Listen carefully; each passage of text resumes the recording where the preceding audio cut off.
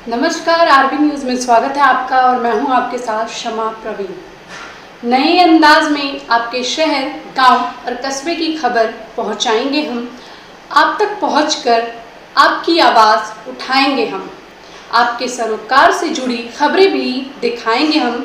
सरकार तक आपकी बात पहुंचाएंगे हम। तो बिहार से जुड़ी छोटी से छोटी खबर जानने के लिए सब्सक्राइब करें आरबी न्यूज़ चैनल।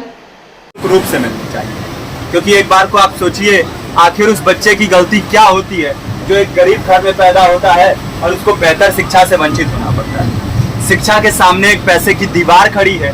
जो जितनी ऊंची दीवार लांघ सकता है, जो जितना अधिक पैसा शिक्षा पे खर्च कर सकता है, वो उतनी बेहतर शिक्षा पा सकता है। लेकिन अगर एक देश एक है, लोकतांत्रिक देश है, तो शिक्षा भी सबको एक समान रूप से तो मिलनी ही चाहिए।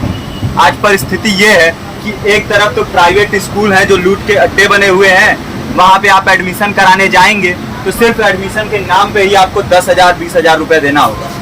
और कमीशन खोरी का ऐसा धंधा है कि कॉपी, किताब, टाई, बेल्ट, ड्रेस, जूता कहाँ से खरीदना है ये आप नहीं तय करेंगे वो प्राइवेट स्कूल वाले। यानी आम लोगों की मेहनत की आखिरी कौड़ी उनके जेब से वसूल लेना चाहते हैं। और दूसरी तरफ सरकारी स्कूलों में न तो पर्याप्त टीचर है, न पर्याप्त बिल्डिंगें हैं।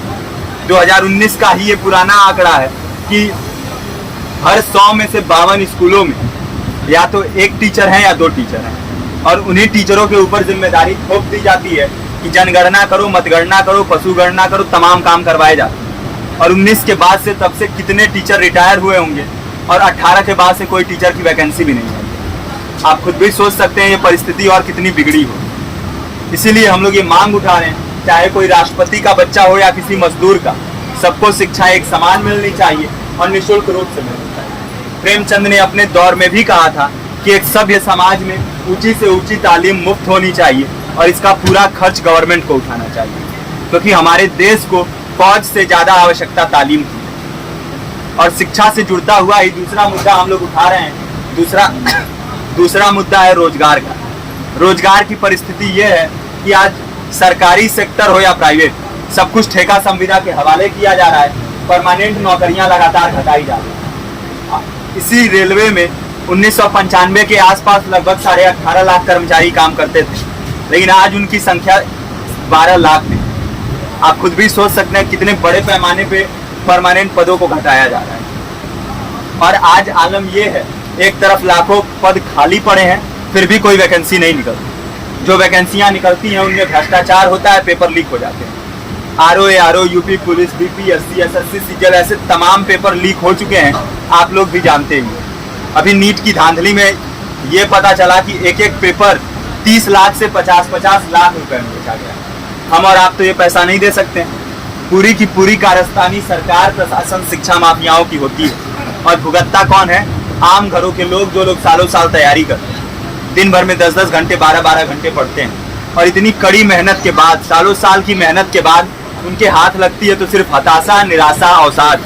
बहुत से छात्र नौजवान जो इस बेबसी में, इस डिप्रेशन में नहीं जी पाते, आत्महत्या तक के कदम उठा लेते हैं। लेकिन ये देश की विडंबना है कि टीवी चैनल, अखबार, मीडिया, नेता, मंत्रियों के लिए कहीं ये कोई मुद्दा नहीं है। उनके लिए मुद्दे हैं तो जाति, धर्म, रंग, नस्ल, अगड़ा पिछड़ा।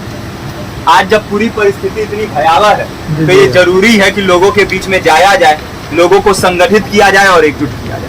क्योंकि आज अगर अपने मुद्दों पर बोलेंगे नहीं तो कल को ये परिस्थिति और बिगड़ेगी। हो सकता है ले देके अपनी जिंदगी तो हम लोग काट ले जाएं, लेकिन आने वाली पीढ़ियों को क्या भविष्य देके जाएंगे, ये भी सोचने वाली बात है। हमारे साथी ने आपको पर्चा दिया है, पर्चा आप तक पहुंच गया है। पर्चे में और भी बातें हैं, इसको पूरा विस्तार से पढ़िए। पर्चे में हमारा नंबर है, संपर्क कीजिए। फेसबुक का, इंस्टाग्राम का लिंक है, आप वहाँ पे जाएंगे तो आपको पता भी चलते रहेगा कि लगातार किन किन माध्यमों से हम इस अभियान को चला रहे हैं। नुक्कड़ नाटक, संगीत, शिक्षा सहायता मंडल, लाइब्रेरी, तमाम माध्यमों से इस अभियान को चला रहे हैं और कोशिश कर रहे हैं कि बड़े से बड़े पैमाने पर हर जगह पे लोगों को संगठित किया जाए और एकजुट किया जाए। आपके बीच भी आए हैं आपका साथ और सहयोग दें। साथ इस रूप में कि आप भी हमारे इस कारवां और इस मुहिम से जुड़िए।